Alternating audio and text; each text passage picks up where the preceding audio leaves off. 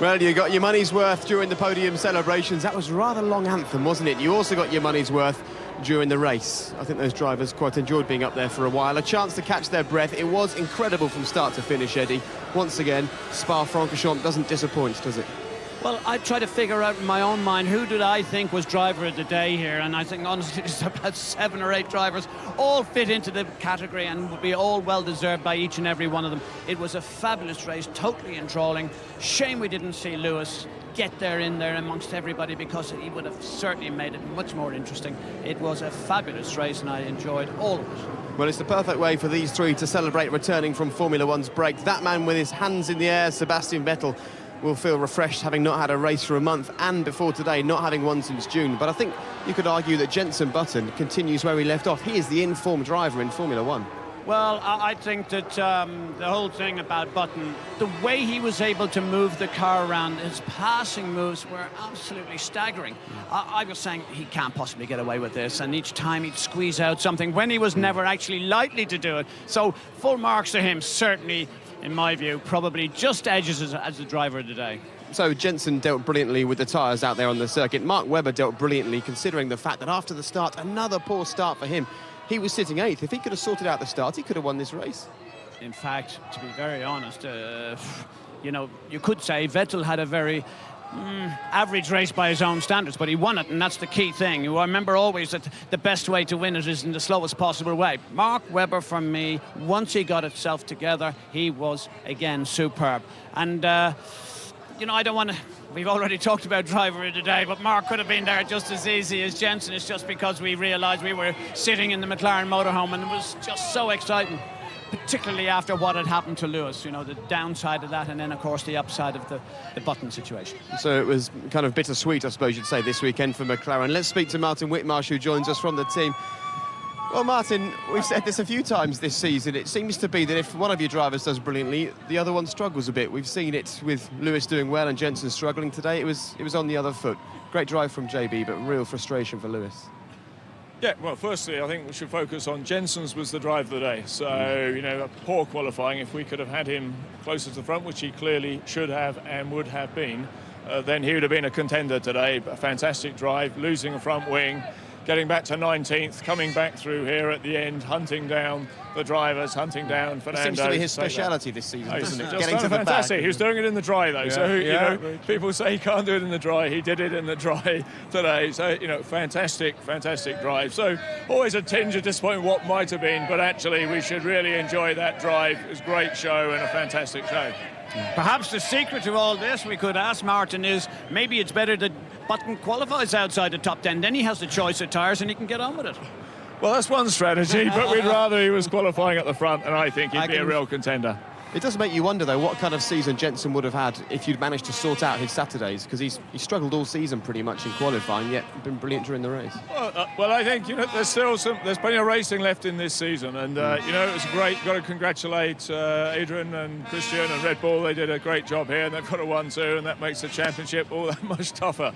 But, you know, mathematically, it's still possible. We've got to fight on. I think, you know, the nice thing is, at least with Jenson, we're able to demonstrate the pace. I think Lewis was incredibly unlucky today, but we're going to keep pushing, as obviously we always will.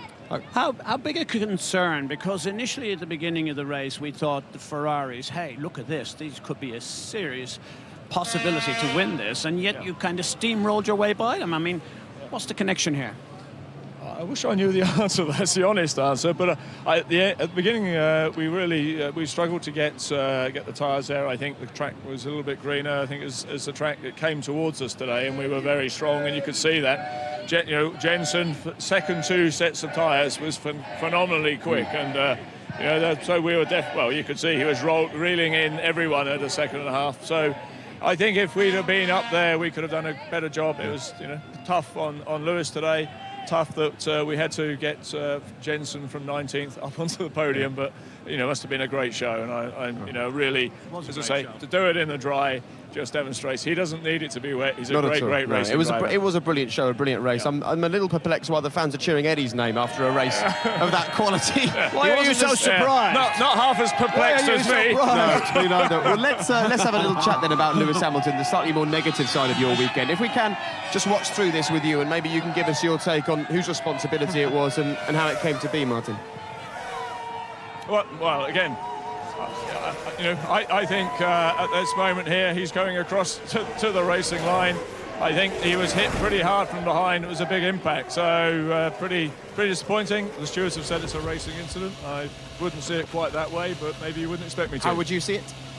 Well, I'd see it as something where Kobayashi needs to be looked at and hit someone that hard from behind at that situation. But yeah, it doesn't matter what I think in these situations, as we know. I'm sorry, I have to take issue with you. At no stage is he behind him. At no stage. He was, and he came alongside him. I think, personally, you need to have another look at that, because I see it differently to you. No, I see that Lewis moved Eddie. over to his left. Watch. Well, that's what you do at that part of the track. That is the racing Yeah, line, only if Eddie. there's no one inside you. And there was somebody inside him. You could see there was no driver input there. I think if you are behind, you have the responsibility to miss the car that's in front. But you saw it one way, I see it I'm another. not saying, but please look at it here again. It's the rear wheel and the front wheel touch. He hit the rear wheel Correct. of the car. So, but that means he can see the car in front. The onus is on you to avoid hitting the rear wheel of the car But that's he in was front of on you. the grass otherwise. How can you expect a driver to go onto the grass to damage his own possible life just to save somebody else? I think any time that you're trying to overtake someone, you've got to make a judgment call. If you can see they're on the racing line and you can see that unless you back out of it, you're going to be on the grass, then you back out of it. That's what racing drivers do, Eddie. But don't disagree as with it you, but I happens- don't see it as clear-cut as you. No. I And wouldn't he didn't expect get it to. hit from behind, in my view. But anyway, never mind. I could stand and Well enjoy done. this all afternoon. I think we'll accept that you two agree to disagree on that, but unlucky with Lewis. Congratulations with Thanks. Jenson Button. And Okay. talking of Jenson, he is in the drivers' press conference, so let's get away from the Eddie Jordan fans and find out what the drivers are thinking after what was a pretty compelling Belgian Grand Prix. Congratulations, Sebastian, on your first Belgian Grand Prix victory. A comfortable victory in the end, but how comfortable was it, given the concern before and in the early stages of the race as to how long you could make the soft tyre last? Yeah, I mean, we had obviously a lot of concerns going into the race after the damage we had on the tyres from qualifying. So we weren't quite sure and actually took quite a lot of risk. We had reason to be confident that it should be fine, but if you never really know, and there's no one walking up and down in the paddock giving you a guarantee. So yeah, we didn't feel too comfortable and both of us stopped fairly early, I think, right at the beginning of the race. And yeah, the main target obviously was to see how the tires feel after a couple of laps, and yeah, to go from there really. Not thinking too much about the outcome, but surprisingly the pace was very, very good in the race. I was feeling very comfortable in the car, and without too much effort in the beginning, I was able to keep up with the guys and get back into the lead. So halfway through the race, then after the safety car, it was crucial to get back in the lead, jump Fernando, pass him and build a gap, which obviously made it more comfortable towards the end of the race. But as I said, it was more management than usual. But I have to say the car worked brilliantly, and I think compared to previous years, we were very competitive. So yeah, I'm very, very happy with the result and very happy with the race, how we managed the tires in particular. So I think we need to learn from that, and yeah, now head down to the next race. Mark, congratulations to yourself for second place and a great recovery after a slow getaway at the start. Yeah, start was shocking. Dropped the lever and anti-stall come immediately. I think Seb also had a very close call as well to trigger anti-stall, so that was a very disappointing way to start the Grand Prix. So on the back foot from there, knowing that we were going to stop early, as Seb said, our tyres are pretty badly, damaged after qualifying. So we needed to get rid of that set quite early. So when I was back in the pack, I saw Sander and a few guys in turn one, smashing each other up. So it was important to get away from that scene with everything still intact, and that was the case. So we made the first stop, had a bit of a fight with Fernando. He had very good grip on the option initially in his stint, and then I could stay with him for had a very, very, very long stint on the prime tyre, and the tyre was completely finished at the end. But that gave us track position back, and we had a bit of a stuff up on the radio. I was supposed to pit when Seb did, but with the safety car, but we had a completely blocked radio. I was asking 3 times in the bus stop, do you want me to stop? Do you want me to stop? And I gave them the radio back, but I heard nothing. So stayed out, saw Fernando stayed out. So a little bit of confusion, but all in all, I think the way the team handled the problems we had yesterday, overnight and this morning, to credit to Adrian and all of his crew, all the guys on the floor, see Christian as well, and it was not an easy Grand Prix for those guys on the pit wall today. Watching the 2 drivers out there, was reasonably, sensitive for them. So in the end, we got a good result, and would have loved to have had a normal Grand Prix, but anyway, it's still a enjoyable race and got a good result. Jensen, let's turn to you. Has to be an enjoyable race to go from 13th to 3rd. Talk us through a dramatic start and a dramatic end. Yeah, I think if I'd stayed in 13th after the start, it would have been a lot easier to challenge these guys, but it was mayhem. Turn 1, I think it was caused by the cars at the front getting a poor start. After turn 1, I think the Arista hit my rear wing, or we made contact and damaged the rear wing, so half of the rear wing end plate was gone. And then driving after turn 1 to Eau Rouge, somebody's front wing flew off and went through my front wing. And took the wing mirror off, which was a bit scary. And then I was really struggling for grip. I said, guys, there's the front wing's damaged. They said, we know it is, but keep going until we get to lap 5. And we did. We came in, changed the front wing, put option tyres on, and did the rest of the race on option. But a fun race, lots of good overtaking. Really enjoyed it out there today. But you're always going to say what could have been. But all in all, a good finish to get on the podium.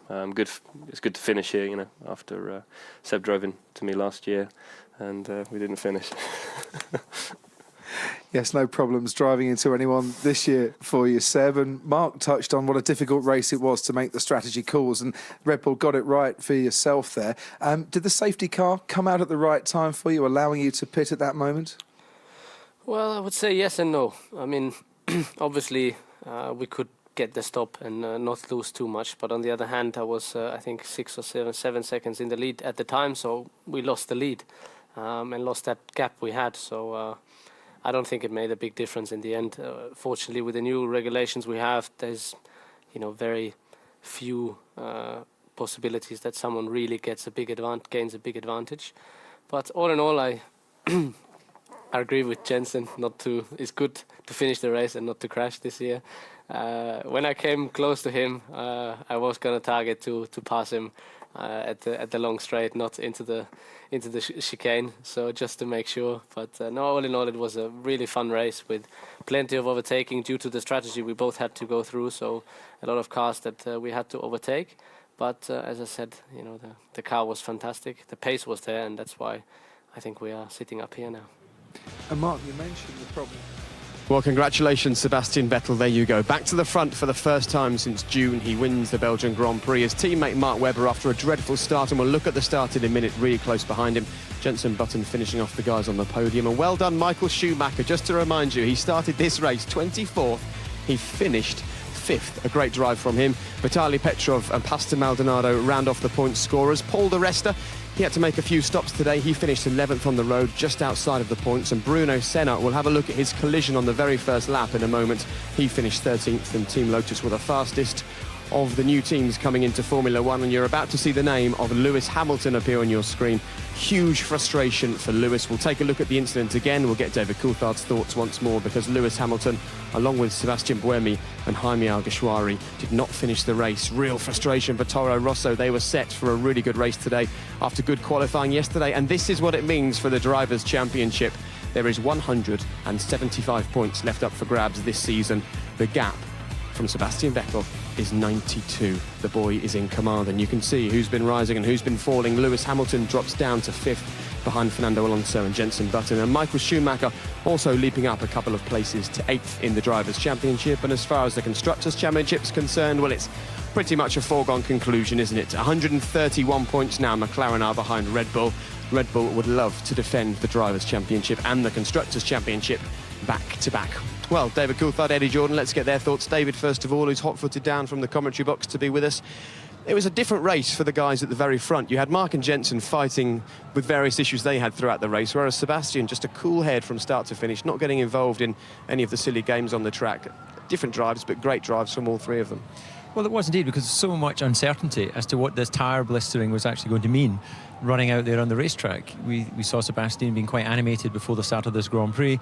Took the decision with Mark, obviously, to bring him in very early. A few laps later, Sebastian was brought in.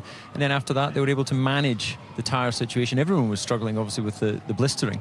But the different fortunes of the teams, it was swings and roundabouts early doors when the lap times were being traded. But in the end, Sebastian Vettel once again reigned supreme.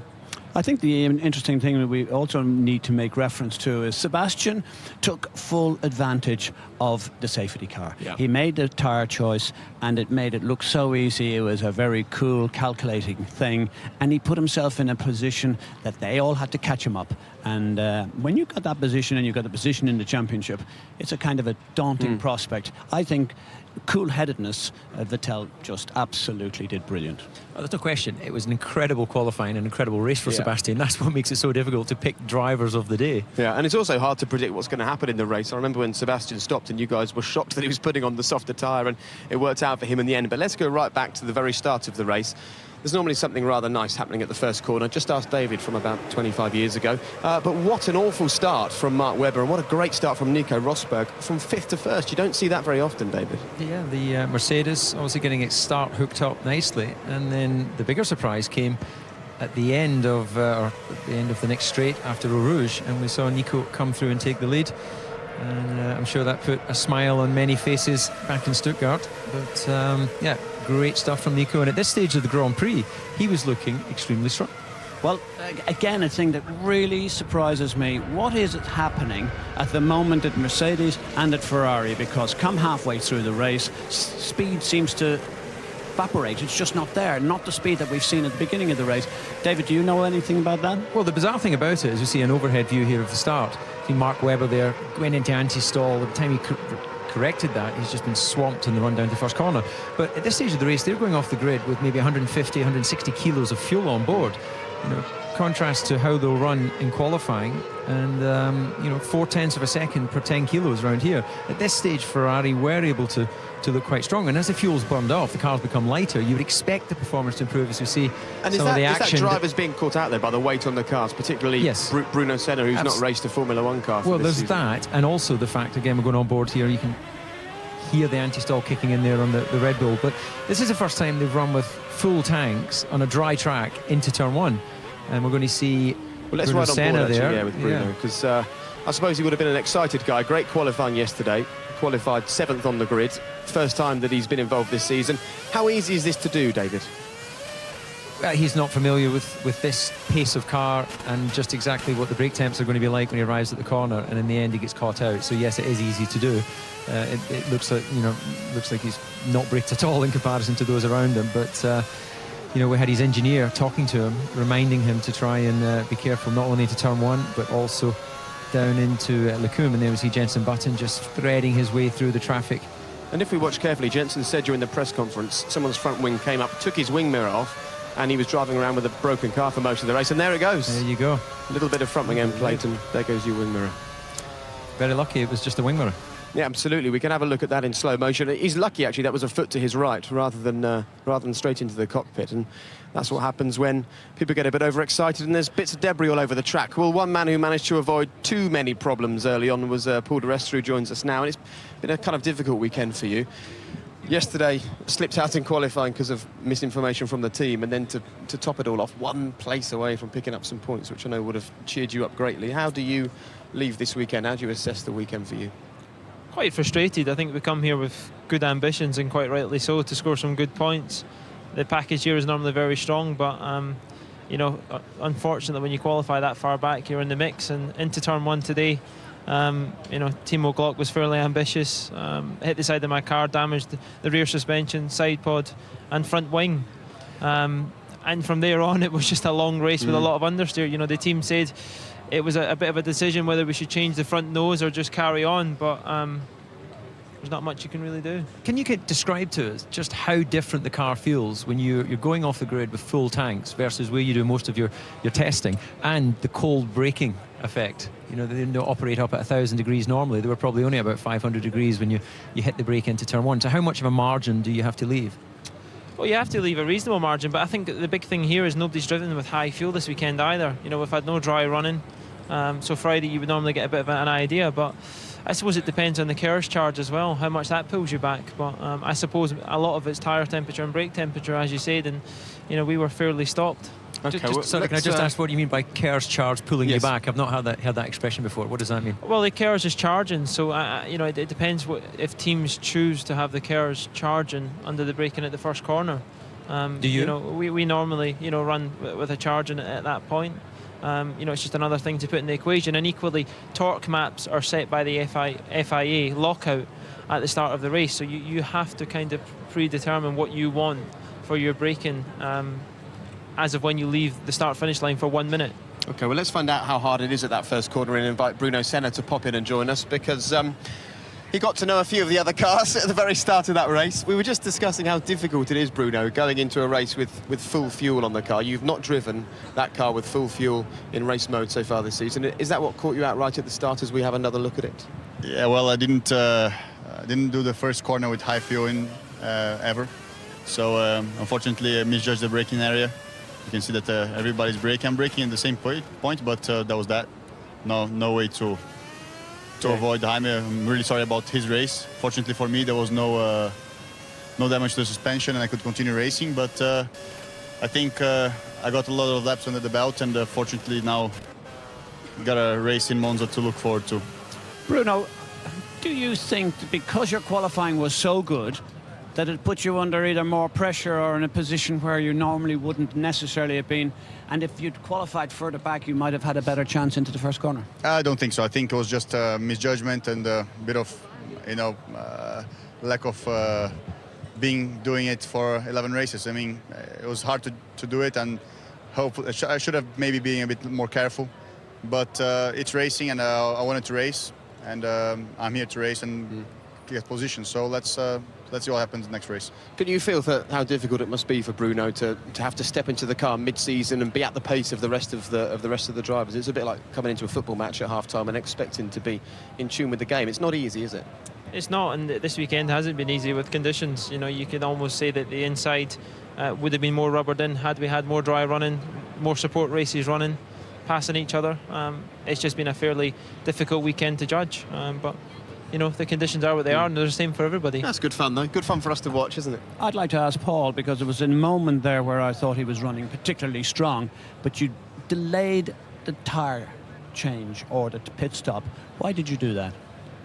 Towards the end of the third stint. It was before that, in fact. You stayed out too long, in my opinion. Yeah, I mean, the most unfortunate thing for us was we'd actually confirmed to come to the pits just as the Lewis crashed at the top of the hill, but unfortunately it goes to the leading car. They get the decision to pick when they want to stop, and we had to stay out another lap, and we lost the 3 places out of that as well. Yeah, because that's clearly what I was talking about, because for me I thought you were going in looking like a top 10 finish. Okay, but all in all, enjoy that. Back in a car, back racing again. It's what you want to do, I know. Yeah, absolutely. I mean, I think the pace was actually pretty good, and I had a great experience with both set of tires, so now I know what to do with the team, and looking forward to driving in Monza, and hopefully in a bit easier conditions than this.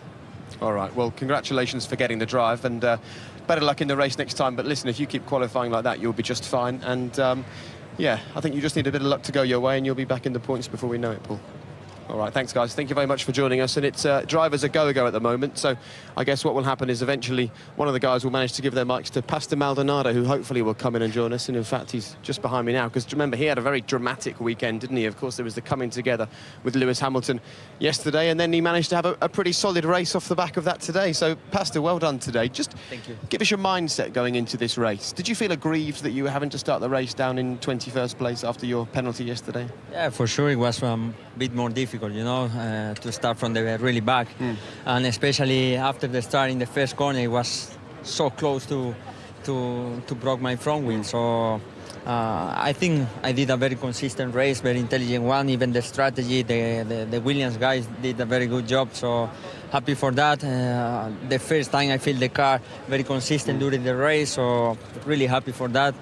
I think we are improving. We are getting strong, you know, and I'm happy even for my country, you know. No, it's great. I'm sure they're very happy back home. But let's just quickly go back to tomorrow before we talk about your points finished today. Just talk us through the incident that happened with Lewis from your point of view. Do you think that perhaps you both got a little bit overexcited and maybe you both deserved a bit of a telling off? No, I think maybe we both mistake yesterday. And a bit disappointing because only me, I got the penalty and no him. Mm-hmm. But anyway, that's racing, you know, we need to look forward, and that's past. And the only bad thing is he did the same today. So I think he needs to be more focused on his race and not to do that movement. But you think that Lewis's incident today was similar to the incident with you that put him out of the race? Yeah, a bit similar, yes. Okay. David? Well, right. Interesting. Martin First of all, Whittier, I had exactly the same kind of conversation with Martin, and Martin just discounted it. He said he was hit from the back. So we'll have a private little chat later because I'm not sure I disagree with you. Okay, well, first of all, thank you for stepping to one side. You make a better door than a window. I was worried I wouldn't see Pastor.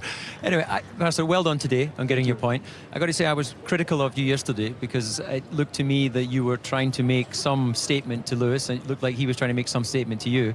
And my advice would be that you do that face-to-face and not using your car. Do you think that there's any credence in that? Because it didn't look like the two of you were just driving back after the checkered flag, not paying attention to each other. Yeah, for sure. I think we both slowed down after turn one, but at the end, I think we lose the concentration, you know, and we were fighting, you know. It was bad things, but that's racing, you know. That's racing. That's Formula One.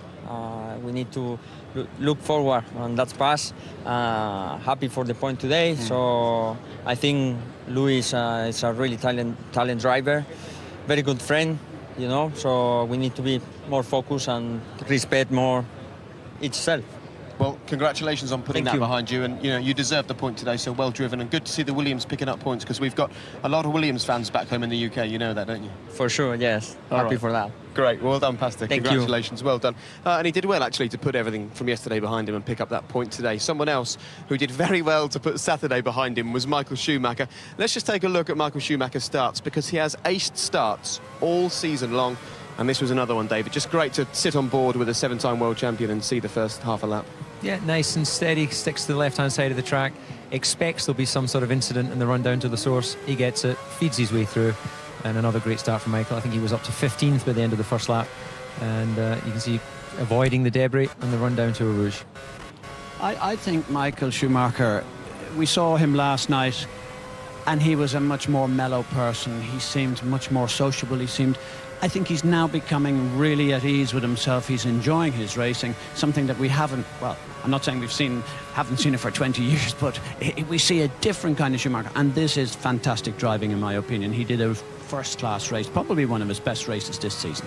OK, well done, Michael Schumacher. Started at the back, finished up 5th. He knows what it takes to win round here, of course. He's won here on 6 occasions, so did this feel as good as that? Let's find out. He's with Lee Mackenzie.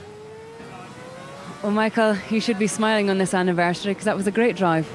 Yeah, at least something that worked out this weekend. And, it was an exciting race, lots of bits and pieces flying right at the first corner after the start. So lucky I wasn't in the middle of that one and was able to avoid this. And from there on, we had a great strategy. The boys did a fantastic job. And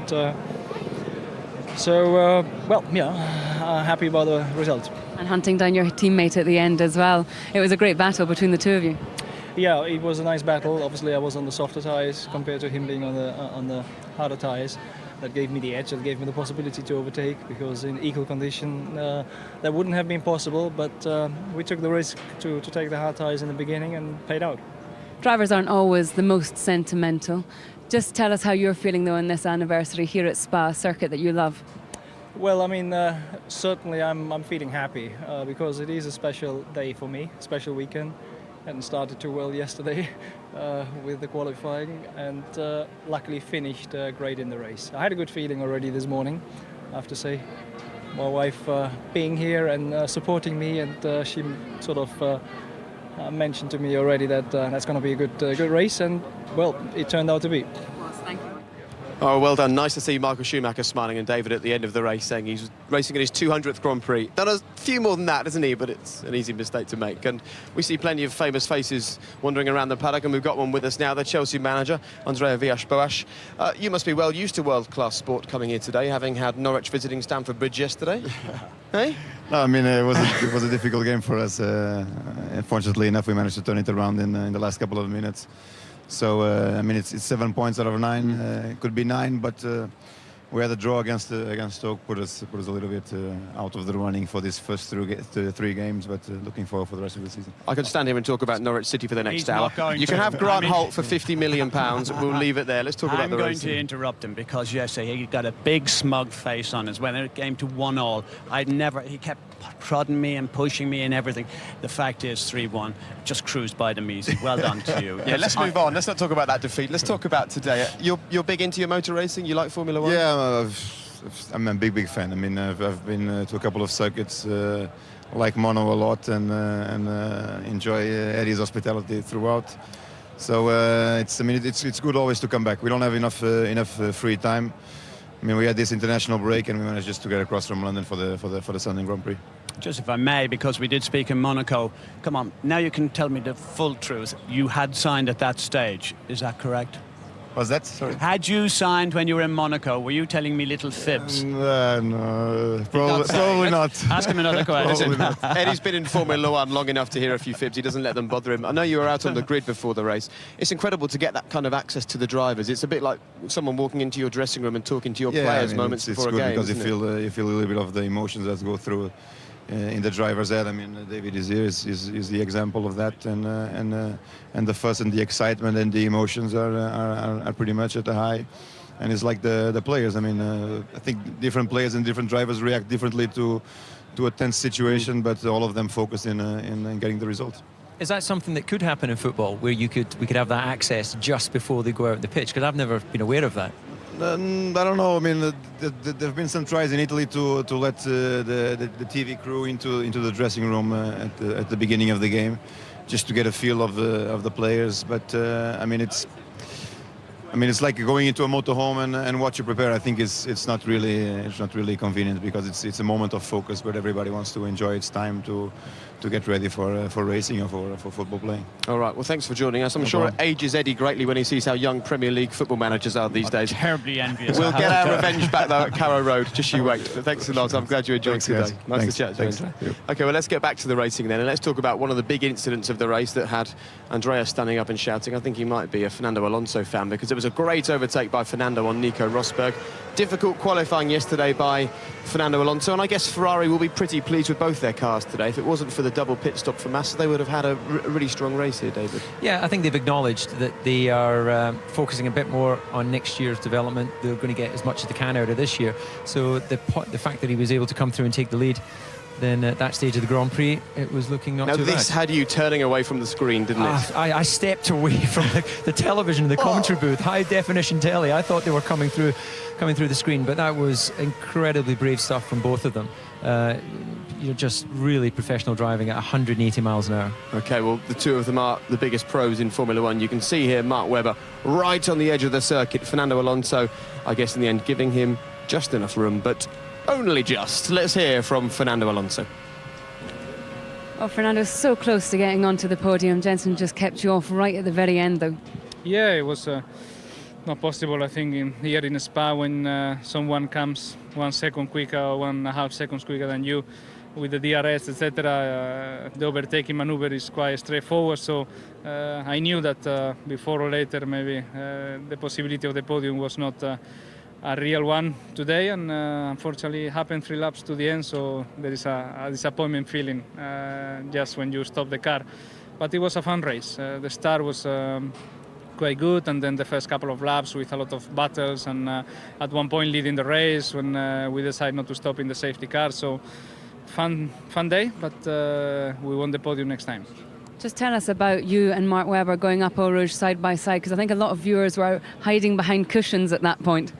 Yeah, well, it was a good battle as some of the others, but with Mark it's always quite good to battle. There is a lot of respect for everybody, and fair game and no problems, you know. So it was good, but Eau Rouge is always very special to battle there.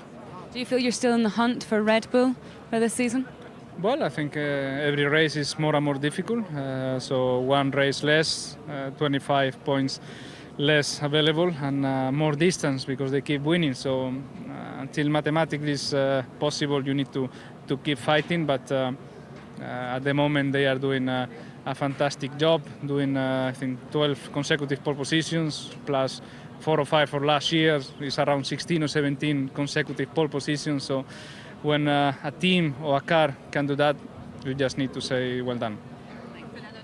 Well done, Fernando Alonso. He keeps on picking up the points, and one of Eddie's good friends has dropped in to say hello. Nicky Lauda, of course, David. many times world champion. We have had a lot of chat here about the Kobayashi Lewis Hamilton affair. Maybe we'd like to have the valued opinion of viewers, please. So first of all, I think that Lewis is one of the best drivers in Formula 1. If he would not take stupid mistakes. Today, if he would have stayed straight on after he passed him, he would have finished third, at least. Why he moved over, there was no reason for it. This I do not understand. So he's so good. Why does he not just stay straight? Look at it. So at what point, Nicky, do you think that Lewis makes a mistake? Lewis is ahead. He's ahead. So he just stays straight. Why does he move over to the left? The other guy was on the edge of the circuit, and he would have been into the corner anyway. Easy. Watch it now. He's ahead, well ahead. Moves to the left. Yeah. So he just stays where he should be and turn in. There was no reason to go left. Do you agree? You're a driver as I was. I agree that if he knew the other car was there was no reason to go left. You would be on the left if you were taking your normal line. Clearly, he's just not checked his mirror and realised that Kobayashi was there.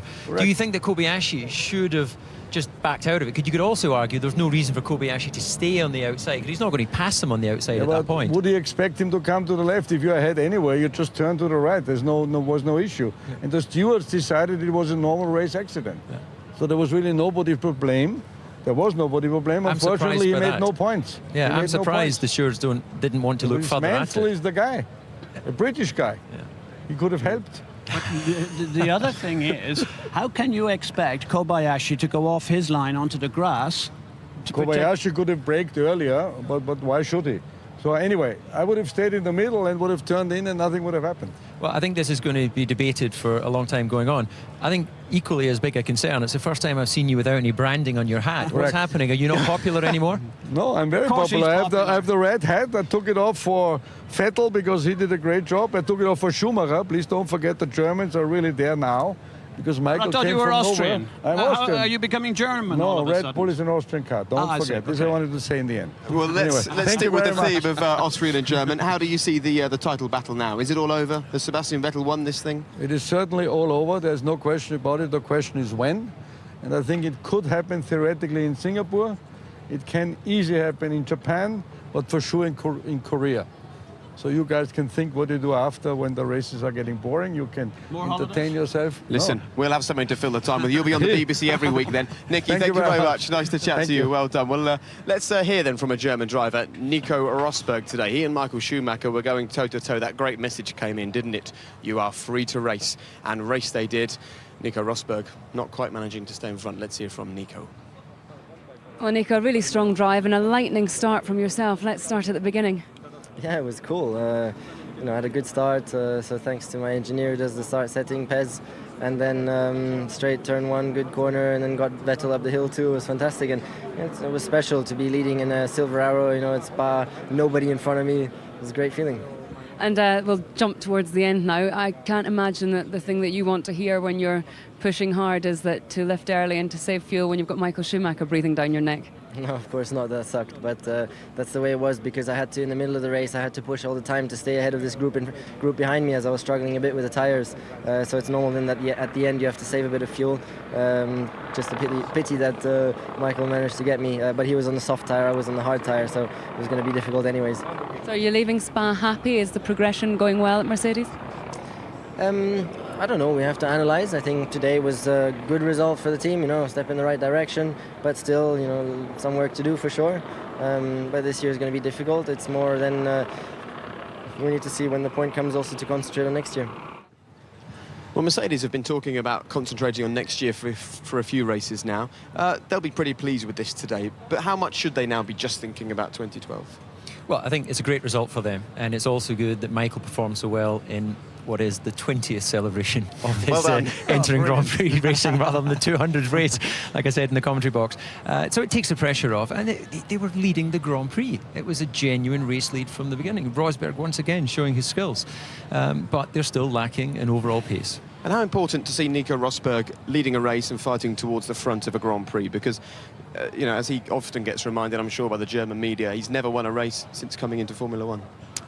Well, first of all, we must ask, is the car capable of winning a race? I think Ross Brawn is saying that it's not. Michael Schumacher is saying it's not. So let's not be too hard on Nico Rosberg. I think he's done a remarkably good job under huge, intense pressure, because clearly the leader in this team is Michael Schumacher. This team is for Michael Schumacher. I'm not saying that Nico is not getting a very, very good quality of service and a very good car, but I think Nico Rosberg is doing a very strong job there. OK, well, talking of doing strong jobs, how great has Jenson Button been, particularly in the last few races? Coming into this Grand Prix, he'd managed 39 overtakes, more than any other driver in Formula One, and we can just enjoy a few of his best moments now, David, because he did give us some great entertainment today. Oh, this was a great one. He went round outside of the Renault and the Sauber at the source, and look at that, 3 abreast in the first part of the run down to Eau Rouge.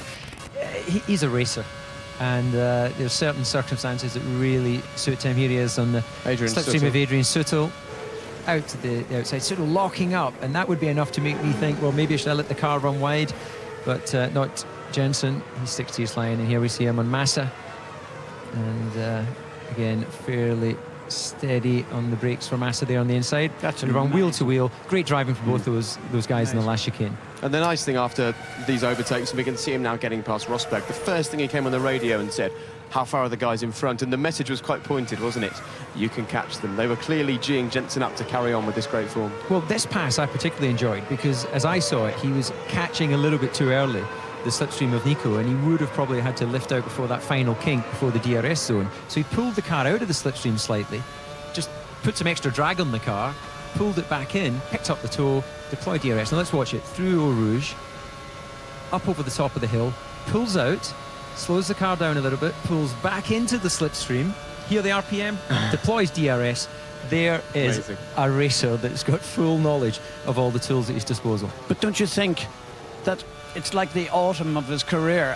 I think Jenson is driving better now than he's ever driven, even in his World Championship year. This is spectacular. Some of those moves will go down in the history book. If young kids starting to learn racing, they could very easily replay this, replay this, replay this. How is a really cool pass? Well, and just to add on that, that was clean racing. There was none of this banging wheels like we saw Pastor and Lewis doing yesterday. And then we've seen obviously the incident with Lewis and Kobayashi. And that was another great pass round the outside of Alonso. Brave stuff doing that in that corner. You get it wrong, you're on a grassy ride, and you're going to lose a lot more than the place. Jenson was quite clear when he joined McLaren. He said it quite openly. I'm probably not quite as fast as Lewis Hamilton, but I reckon I'm a better racer. Arguably, in terms of raw pace, he's probably as close to Lewis now as he has been since he joined McLaren. Whether that's confidence or whether the car is working well for him or it's just the tyres, he certainly seems to be in a good place. Well, I think that shows his confidence that he's able to acknowledge that. And I think that comes from the fact he's won a World Championship, he's ticked that box, and he knows that, maybe when it comes down to that final last part of qualifying, Lewis has a little bit extra pace, but that only gets you the glory on the Saturday. Sunday is where the points are, and in racing terms, Jenson has just been fantastic this year. And Lewis said that one of the issues at McLaren is that whilst Red Bull built their car in 2009, improved it for 2010 and improved it for 2011, McLaren scrapped the 09 car, scrapped the 2010 car, and then came with the 2011. Have they now got a good enough baseline to take this car onwards and work with this one towards 2012? Well, for me, it's not consistent enough. It's very, very quick in certain times, and yet it falls away, and that's the concern. OK, well, Eddie, let's go live and join Lee McKenzie, because she is with Jenson Button. Lee. All right. Well, Jenson, congratulations. A really strong end to your race, but what a lively start that you had. Yeah, it was a very messy start to the race, You always hope when you're that far back and you have a quick car, you have a nice, easy first lap, but it wasn't the case. Turn one, I think I got hit by Suttel, I think, in the rear, so I lost half my rear wing in plate. And then coming out of turn 1, there was mayhem. There were bits everywhere, and something went through my front wing, took my wing mirror off as well. And I said to the guys, there's a lot of damage, I've got to come in and get a new front wing at least. They said, you got to wait to make any strategy work. So I waited until lap 5, pitted for the front wing, and then just flat out from there on in. But tough, because I think everyone had this chunking issue on the front inside tyre, from the front left tyre. So very tricky to know how hard to push, but a very lively race, a lot of fun. And, you know, we all go out for the win, but a third's reasonable from where we started. But, you know, it was just a misunderstanding yesterday that has cost us a lot of points. At which point in today's race do you actually think, yeah, a podium's definitely on here? After the safety car, when I started overtaking people in like 1 or 2 cars a lap, that's when I thought, wow, you know, the pace is pretty good considering the damage we have. And most cars have got to pit and put primes on, and we don't have to. We're going to put options on. So softer tyre, better tyre. So at that point, it was exciting. And I remember passing 2 cars, a Renault and a Sauber, into turn 1 halfway through the race. Both of them, I passed down the outside, got past both. But then you got the problem with the DRS zone, so I went through a Rouge and I had them both behind me trying to get past on the straight, and able to outbrake them and keep the 2 positions. But a fun race, and it's just little mistakes that we got to stop happening, and then we can win more races because we're quick enough. You know, the car's the best it's been all year. I'm very confident in the car. I feel probably the best I ever have done in Formula 1. So. Yeah, we can get some very good races from here, and Monza's hopefully one that will be competitive. Great, thanks, Jensen. Well, he's certainly competitive at the moment, and you can relive Jensen's race and the rest of the Belgian Grand Prix earlier than usual and on a different channel, BBC 2 tonight at 5:30. There's also some MotoGP action coming your way right after that. That'll be on BBC 2 at 6:30, I believe, not 6 p.m. tonight. And, of course, the Monza Grand Prix is back in a couple of weeks. We return to Italy. We're looking forward to that one, but we're not done from here in Belgium. Love F1? Yes. Want more? Yeah, absolutely. Then you know what to do. No idea. You need the F1 forum. The F1? After the show, just press the red button. Which red button? The one you press if you want to laugh. Or you could just watch My Family. That'd be wrong.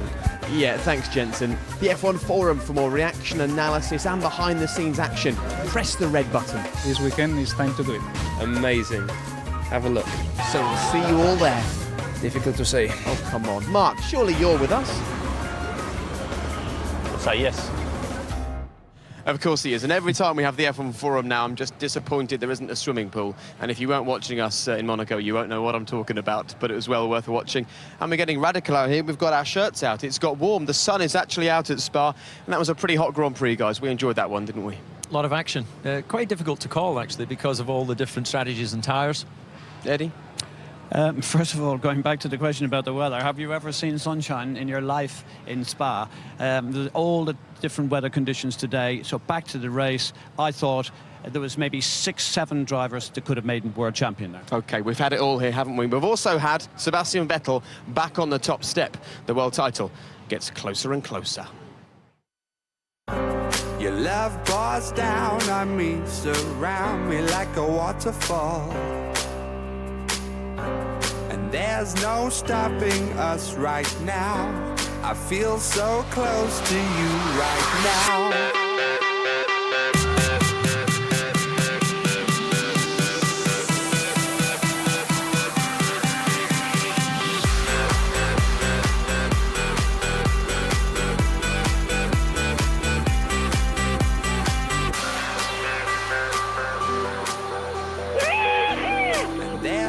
Stopping us right now. Next time on Formula One.